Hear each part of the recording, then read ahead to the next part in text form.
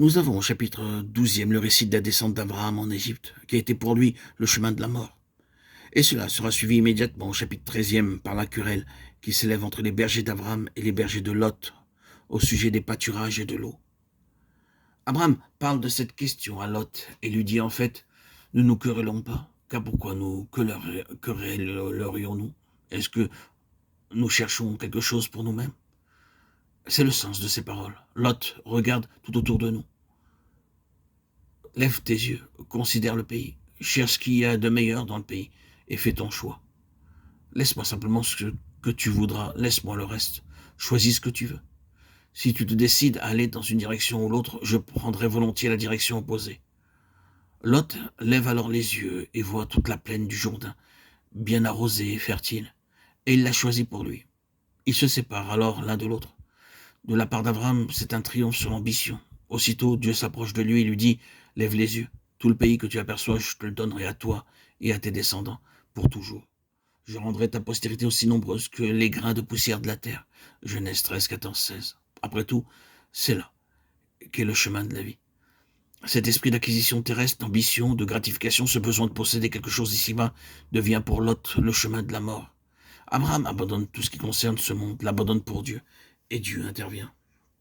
Ici, nous trouvons un triomphe merveilleux et glorieux pour Abraham, qui renonce à cette ambition du monde. C'est ainsi que Lot se sépare d'Abraham. Et qu'est-ce qui est arrivé? Est-ce que ce sera la fin de cette parenté qui avait été durant tout ce temps une cause de limitation?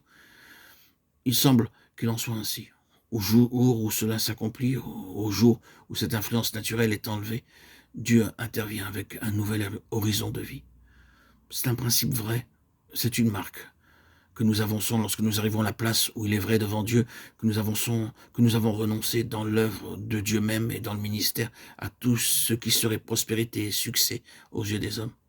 En arriver à abandonner les grandes possibilités et les grands avantages que l'on pourrait avoir dans le monde chrétien et les prix qui pourraient y être remportés et à dire tout est bien.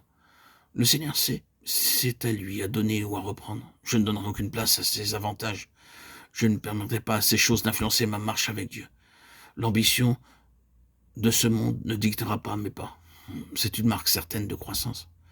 Il se peut que sur cette terre, cela ne signifiera pas de telles grandes choses, des portes largement ouvertes et tout cela, mais nous pouvons être sûrs que dans ce chemin, il y aura la vie, une influence spirituelle, quelque chose de précieux pour le Seigneur.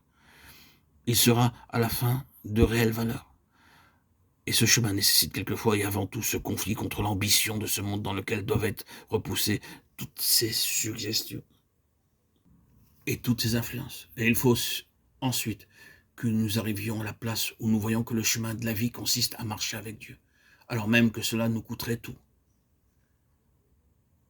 C'est ainsi qu'agit la loi de l'esprit de vie.